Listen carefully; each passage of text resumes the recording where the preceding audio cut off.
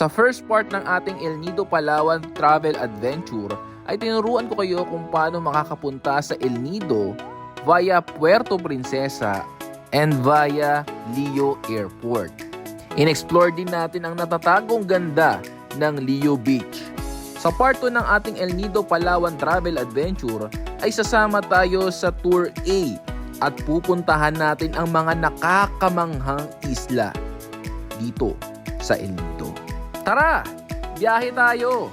Mga Repocol, bago natin simulan ang ating biyahe, inaanyayahan ko muna kayo mag-subscribe sa aking channel at i-click mo na ang notification bell para updated ka sa tuwing nag-upload ako ng mga travel vlogs at mga tipid tips dito sa aking YouTube channel. I-follow mo na rin ako sa TikTok dahil nag-upload ako ng mga mini vlogs natin dyan. At syempre, huwag mong kalimutan na mag-like and follow sa aking Facebook at Instagram. Yun lang! Let's get back into the video.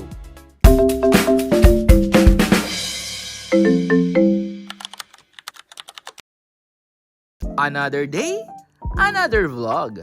What's up sa inyo mga Repocol? It's your boy Kuya Totoy and it is now our second day here in El Nido. So ayan, good morning mga Repocol. It's our second day here in El Nido, Palawan at nandito lang kami ngayon sa aming hotel. Kumakain lang kami ng aming breakfast. Ayan si Mama at saka si Love. Ayan. So yung pagkain namin pare-pares kami. Hindi siya buffet pero ano namang sulit. Ayan, meron ditong longganisa, tapos may itlog at merong prutas. Ayan. Ang ganda ng view dito mga Repocol habang kumakain ka. So mamaya-maya ng onte may pipick up na sa aming tourist guide at sisimulan na namin ang aming Tour A today. Yun ang ating itinerary today. Tour A. Ayan. So samahan nyo kami. Pupunta namin yung iba't ibang mga tourist spot, mga isla dito sa El Nido. Alright. Kain tayo. Breakfast.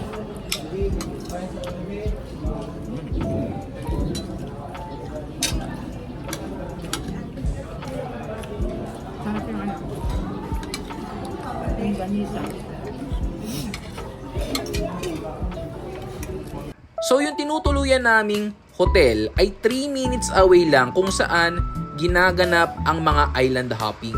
Kaya talagang easy access lang talaga tong tinutuluyan namin dahil malapit siya sa town proper at malapit rin siya sa dagat.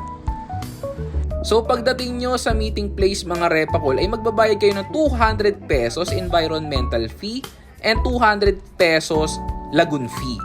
So mga Repocol, huwag kayong manghihinayang dyan sa babayaran yung environmental fee and lagoon fee.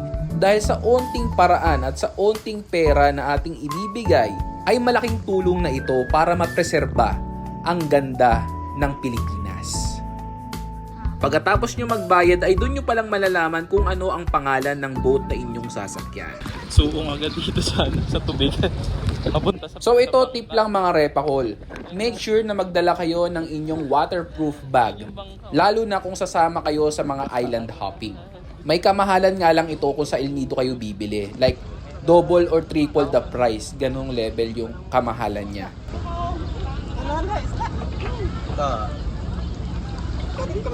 And kakailanganin nyo rin pala ng aqua shoes mga Repocol dahil maraming mababatong lugar doon. May mga nagpaparenta sa isla, kaya lang hassle kasi hahanapin mo pa kung ano yung sukat ng paa mo. Based on my research mga Repocol, Tour A and Tour C ang pinakasikat at mabentang tour package dito sa El Nido. But let's focus first, ano nga ba yung mga pwedeng i-offer ni Tour A? Right now, we're on our way to our first destination at ang pinakasikat na diving spot sa El Nido, which is the South Minilok. Baba.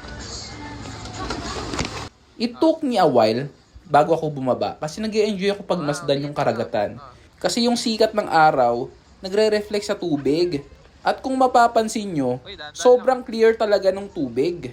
As in, kahit nakatayo ka lang, kitang-kita mo yung ilalim. Nakikita mo yung mga lumalangoy na isda. Amazing, di ba? Ayan. Hanggang dito na lang.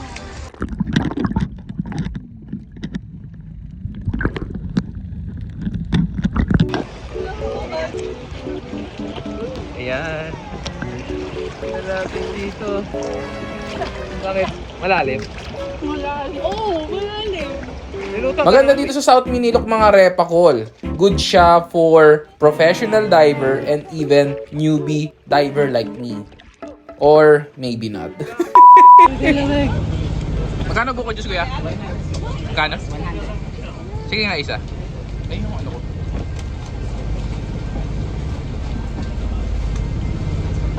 Ay, dito saan na yun? Doon.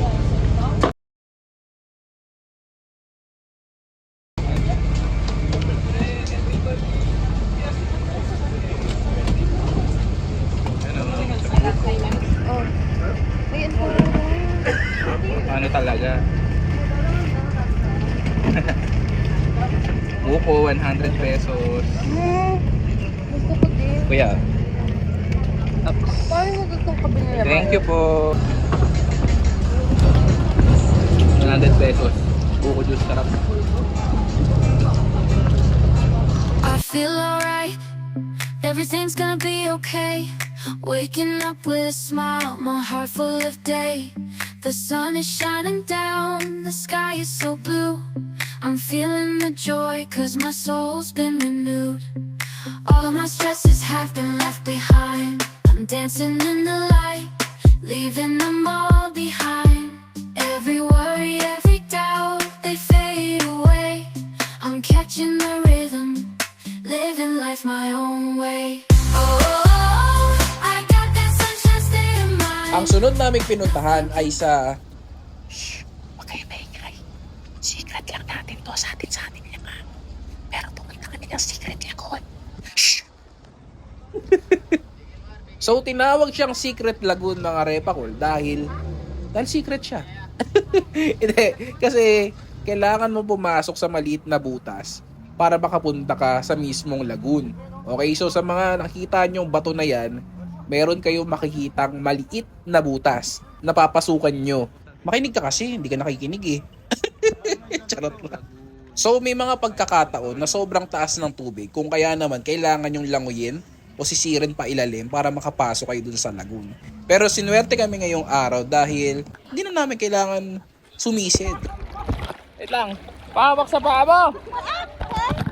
Pahawak sa paa mo! Wala ka sa buhay mo yung mga ganun. Hindi, kaya nakakaano naman ako. Makakalutang naman ako. Self-gaslighting sa karagatan. Mga repakol, kahit kasi meron kang vest dito, lulubog at lulubog ka pa rin eh. Maybe it's because of the gravity of the earth. Para sa inyo. Para sa inyo talaga, ha? Nasa gitna ka ng karagatan tapos para sa inyo. Ha? Di ba pwede para sa sarili mo para makasurvive ka dyan?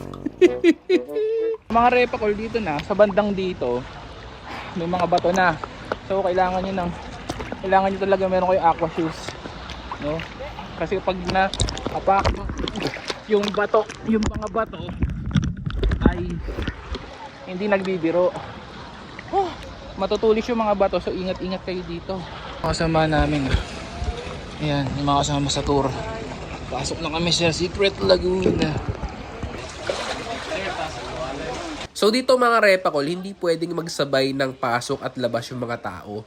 Kasi maliit lang talaga yung entry pathway, no? So, kailangan talaga isa-isa lang.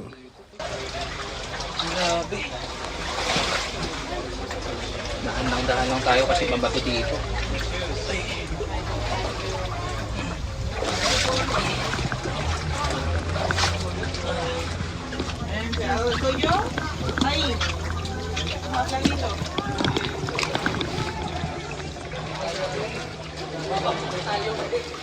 Trivia lang mga repakol na lahat na makita nyong limestone karst formation sa El Nido ay tinatawag na Minilog Rock.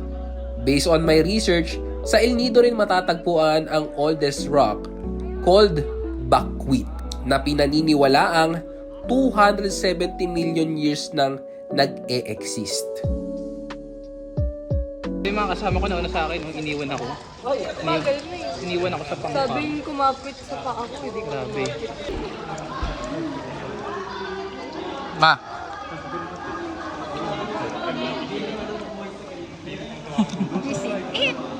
Sa mga curious, anong ginagamit namin camera ngayon? Pakita mo yung ano, yung hawak mo. iPhone Ayan. 14. Naka ano kami, 200. Ano? 58. 26 GB. Ayan, naka Fully paid. naka waterproof ano. Naka waterproof case. Yan yung gamit namin. Blender. At syempre mga repakol, may mini buffet lunch tayo for today's video. O, di ba? So ang menu natin ngayong araw ay meron tayong seafoods, may gulay, may pansit, may mga prutas at marami pang iba mga repakol. At ang maganda dito ay kasama na yan sa inyong tour package. O, di ba? Hindi na lang ako nag-second round kasi baka isipin ng mga foreigner na kasama namin, ano ba tong Pilipino na to? Ang takaw-takaw naman. Pagkatapos namin mag-lunch ay bumiyahe kami ng 45 minutes para marating namin ang Big Lagoon. So mga repol, kung may nakikita kayo nagkakayak sa inyong Facebook, sa inyong TikTok, sa inyong IG, na crystal clear yung kulay ng tubig, dito yon. Alam nyo ba mga repakol, matagal ko na talagang gustong pumunta dito sa El Nido. Kasi pag dumadaan siya sa newsfeed ko, yung mga pictures, yung mga videos, na-imagine ko yung sarili ko na nandun ako. Kasi parang ang payapa ng kapaligiran, tapos ang ganda ng mga tanawin. Kaya nung nandito ako talagang, I'm shocked. Talagang, wow, it's a paradise, you know? Hindi ko alam kung ako lang mga repakol pero habang nandito ako sa El Nido, parang ang saya-saya lang, parang pure positivity, something like that. Yung mga problema mo, yung mga bagay na ikinaka-stress mo, mawawala siya eh. Yung mga hampas ng alon, yung mga huni ng mga ibon, it's like a mind therapy. So ang last stop natin ay ang Seven Commandos. Actually mga repakol, may dalawang bersyon ng istorya kung bakit nga ba tinawag itong Seven Commandos. Meron daw isang malaking fishing vessel na ang pangalan ay Seven Commando. Di umano, ang mga pasahero daw nito ay nag-decide na lang na tumira dito sa isla. Kaya tinawag siyang Seven Commando.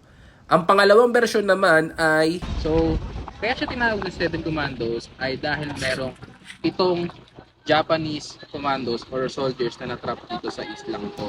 At ang nangyari noon is pinalubog ng mga Amerikano yung kanilang submarine during World War II.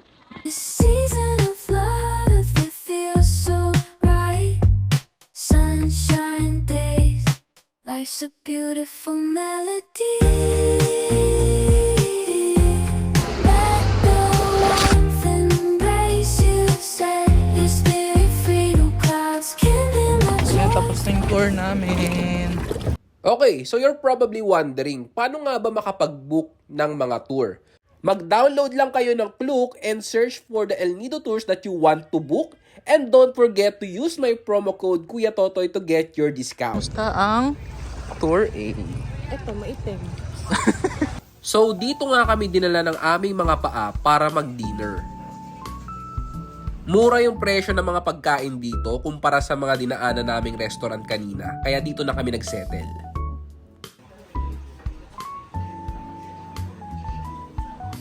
Umorder ako ng chicken adobo with coconut milk. Na-curious kasi ako kung ano yung magiging lasa or magiging itsura nun. And to be honest, nung sinerve sa amin to ni ate, napakalayo niya sa expectation ko. Pero hindi ibig sabihin, hindi siya masarap mga repakol. Sobrang sarap niya. As in, malayo siya sa lasa at itsura ng typical chicken adobo. Yung lasang-lasa mo yung alat dahil dun sa toyo. Pero ito mga repakol hindi.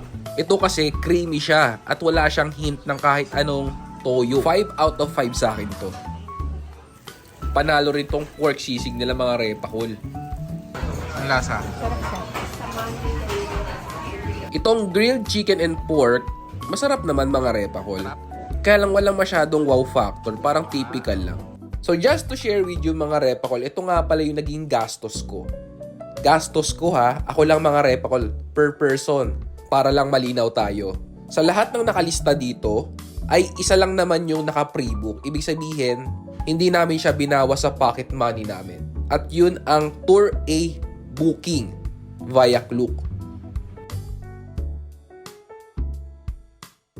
Sa part 3 ng ating El Nido Palawan Travel Adventure, ay sasama naman tayo sa Tour C, mga repakol. Pupuntahan natin ang mga never seen before na mga tourist attraction dito sa El Nido.